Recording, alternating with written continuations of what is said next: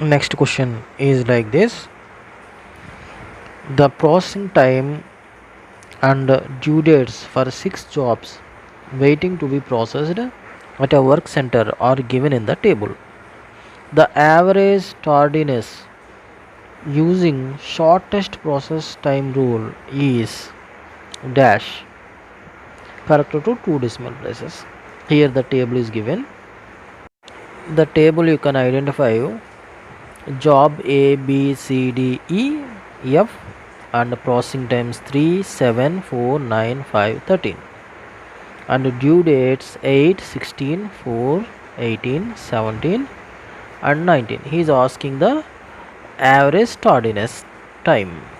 Okay, now the answer comes like this.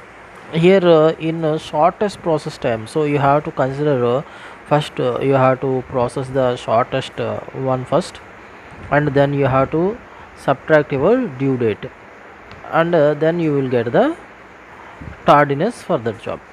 For example, in this processing time you can identify A is the least time of process. So first job is processing time is 3 and we start with that. So A, so processing time 3, here the due date is 8, so there is no tardiness for this because before 8 days it is completed, so tardiness is 0. Next least processing time is C, so you can observe that C is 4. So what is next to, if you select what is the time of the processing for the C, 4. So 3 plus 4 is equal to 7. So what is the due date here? 4 days. So the total processing time 3 plus 3 days is for job A and 4 days for job B, and the total processing time is 7, but due date is only 4. So here you have the tardiness is 3 because 7 minus 4 is equal to 3. So B component has to wait for 3 days. Next least process time is E, job E, which is having the processing time of 5. So till now we got the total job time is 7. So 7 plus now 5 the process time, so 7 plus 5 is equal to 12. So what is the due date for the component E? So for job E the process time due date is 17 and total job flow time is 12. So here you have more due time, so the tardiness for the job E is 0. Next, what is the least processing time? B, object B is having the least processing time. So what is the processing time of B? 7, and up till now what is the job time? 12. So 12 plus 7 is equal to 19. So what is the due date for B? Is 16.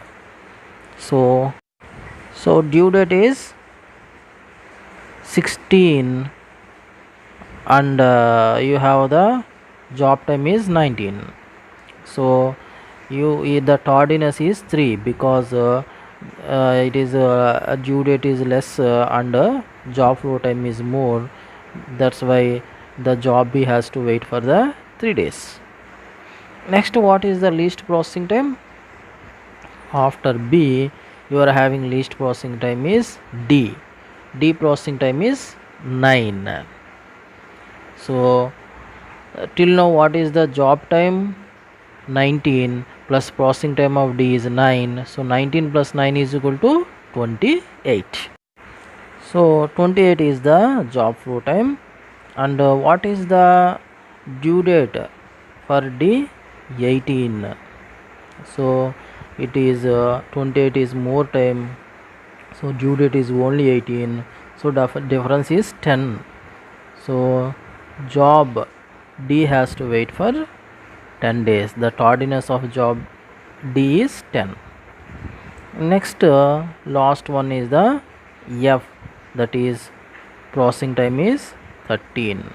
So job time till now is 28 and processing time is 13. So 28 plus 13 is equal to 41. So now what is the due date? 19. So what is job flow time? 41. So the difference is due date is less and the job flow time is more, 41. So difference is 22. So job F has to wait for 22 days. So it's asking the average tardiness. So you have to add all the 6 jobs tardiness times divided by the number of jobs.